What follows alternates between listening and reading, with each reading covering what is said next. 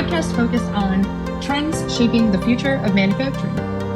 I'm Alexandria Burek, your host, here with A.W. Schultz, two thought leaders with a passion for people and manufacturing. Today and every episode, we are diving deep into the advancements, sustainable practices, and dynamic changes transforming how we produce everything. And now welcome Alexandria Burek and A.W. Schultz. Hello, everybody. Welcome to another episode of Factory of the Future. I'm here with A.W. Schultz. I'm Alexandria Burek, and today we are going to be sharing a little story about total productive management. So A.W. went to Australia to produce a wonderful workshop, and he discovered during the night of the workshop a little missing detail that changed the direction of the workshop. So he's going to share with us the missing detail, so stay tuned and at the edge of your seats for that, as well as the different levels of TPM, so we can talk about what beginners need to know, what intermediate TPM managers need to know, and what the experts are talking about. So AW, thank you for bringing this topic to the table, and hopefully I didn't steal your thunder with the sneak preview of the story here, so take us away. No, you didn't. But I mean, the thing is like, here's my weakness. Sometimes I don't check the details, and I need to improve on that. I was in Australia last month, and I was asked to come there to do a presentation or a workshop on total productive maintenance or management, whatever you want to go through it.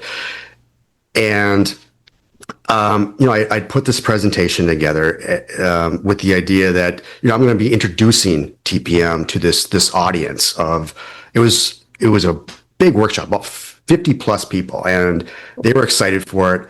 I had a chance to meet with some of them the day before and some workout trainings, and when they met me, it's like, I'm really glad to meet you, want to talk about it, interested to see your concepts of it. And then later that night, we actually took a bus to a brewery, one of the bigger breweries in Australia, and they took us on a tour. We got to see how their beer is made, their concepts of it, and then I see these boards. These boards are they're information boards. They're visual aids of tracking their metrics and how things are progressing and how things are going. And for somebody that's got a little bit of experience in the TPM world, I knew it was like, these are TPM boards. Mm-hmm. And I was like, oh, look at these guys. Like, yeah, that's good. I see these metrics here. That's good. That's good. And then, of course, at the end of a beer tour, guess what you get? Beer. I wish I was there. I was like, why didn't I get the invite to this workshop? Like, this feels like a workshop for me. Who would turn down touring a beer company? So we have beers, and they give a presentation. They're showing these metrics and where they were in their TPM journey. Like, oh, this is great. This leads right into our conversation tomorrow. I was, they're doing great stuff. So I talked to them more and more. And then I realized that as I talked to like 5 or 6, or I think it was 10 or 12 of those individuals, like, these guys know TPM and they're coming to my workshop tomorrow. I am hosting an intermediate level workshop, and these guys, they're not going to get value out of it. Yeah. So then I go back to my hotel at night. I change up a bunch of stuff, and last minute presentation that you haven't read, it didn't go well. No. Got some bad reviews, and but I mean, to your question, like, what is intermediate? Intermediate is just understanding, opening the gates. It's how you're going to build it's a project plan, mm-hmm. on how you're going to incorporate 100% of the workforce into autonomous maintenance. And I'm just recently finishing up a book, and they referenced the Toyota Way, and that's actually a book that I keep stashed on my bookshelf in the back. And TPM is based off of it, but it's incorporating everybody into the work. Yeah. And intermediate is understanding some of the basic steps into it of autonomous maintenance, planned maintenance, focus improvement, organizational, continuous improvement. Yeah. It depends on Like different pillars. having downtime scheduled, having the right parts available for the downtime, all the things that you would want to like think about in advance, so that way when you go to do the maintenance, it's a smooth and easy, maintenance exercise versus this everything is on fire all the time kind of Yeah, attitude. that's exactly it. That's the concept of it. My delegates already knew that, and I was going to train them on that, and I realized I got to change that. Yeah. But when you talk about more advanced, you're talking about how to create essentially autonomy.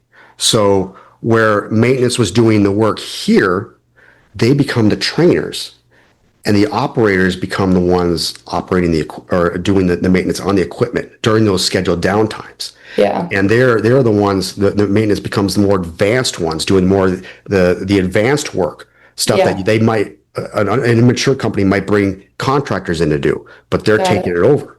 Got it. That's probably the easiest way of saying it, but it's So it's like coaching up. So basically you take somebody who would normally just be the person to raise their hand maybe and say, "Hey, I think this machinery needs repair," and then have maintenance come in to do the repair. This system is instead saying, "Hey, if you're the person who's going to raise your hand, let us teach you how to just do the repair right then and there." And then upstream, we'll have the people who would normally just be like firefighting, doing these little repairs that now the operators are doing, work on more of the strategic maintenance plan, work on more of the bigger maintenance schedule, and kind of being more of strategic leaders than tactical doers, where the operators who were more just hand raisers now become the tactical doers. That's really what it sounds like. that's exactly what it is. That's exactly what it is. Yeah. Easier said, Yeah. but it's a journey, and we've had other episodes where I talk about it's dying because people want short-term results right away. Yeah. Quick, yeah. But I think it's still going to stay alive, but you just got to bucket it. I think Well, it's sprints. I also would make a case for, as we talk about as we prepare for our workshop of transitioning from 4.0 to 5.0, as we talk about kind of where this world is shifting with maintenance and also just manufacturing. I think there's a case to be made that maybe we might have pendulum swung too far into this direction of everything is burn and churn fast, almost like fast fashion. And we're going to be sliding back into this, like, where companies might just start seeing the value in having long-term employees, and they start maybe investing more in the long-term employees and like the higher quality employees, where TPM then makes sense again. So, and I think that that's especially true if we're talking about automation and robotics and all these other things. Companies who are deploying that kind of technology are going to want people who are consistent and growing with the technology that they're deploying in their business. So if that's the case, then we might see a TPM comeback. Yeah. I haven't gone that deep into it, but I do have a stat for you. Okay. And this is part of our workshop we're coming up with. Is it? It was either from McKinsey or Deloitte, but the idea, the stat showed that companies that invest in technology see around 3.5% increase in efficiencies. Companies that invest in people see around 8% efficiencies. Companies that invest in both see 10% Whoa. efficiency. Whoa.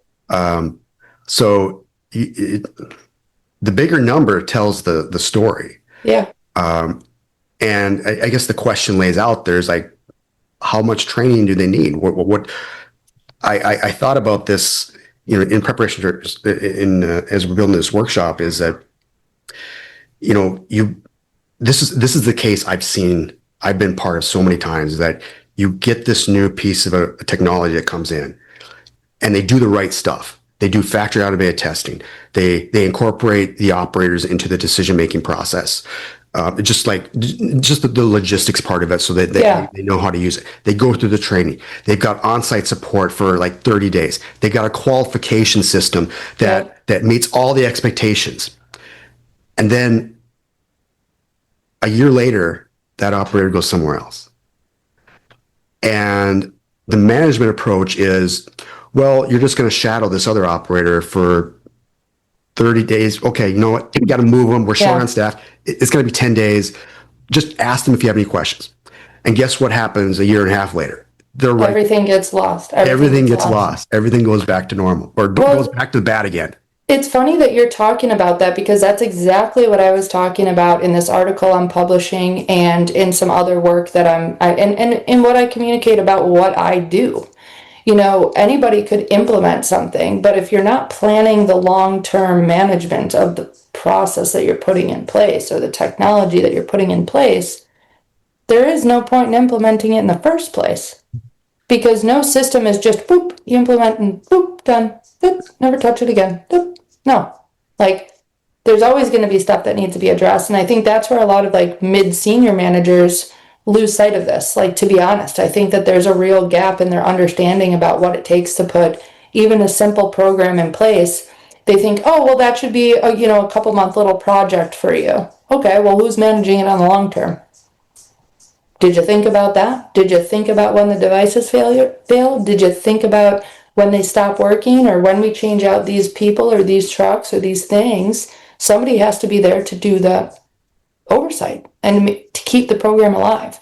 So there's, yes, the birth of the program, but then there's the nurture to keep it alive and well. And I think that managers really need to think about that when they're talking about implementing new technologies, new programs, new systems. It's not just the first push of getting it stable, but then it's also keeping it afloat throughout the duration of the program. And that's what you're talking about there. So yeah, I think I'm excited about this workshop too. I don't want to give too much away to our audience, but anybody who's interested, AW and I are building an amazing workshop that's going to be offered out to our audience and other executives this September. So if you're interested, our contact information is in the show notes. And we've got lots of good stuff planned, a lot of what we talked about here in much deeper detail and over the course of a much longer time horizon. So I think, AW, are we clocking out? That's a great cliffhanger. Yes. Okay. We are going to clock out like finished goods. We're out of here like finished goods. See you guys. Bye. This is Factory of the Future, and we are out of here like finished goods. Stay tuned for our next episode of Factory of the Future, where we're exploring groundbreaking techniques and behaviors that are reshaping industrial landscapes. Don't forget to subscribe and leave us a review and help others discover the cutting-edge insights transforming manufacturing as we know it.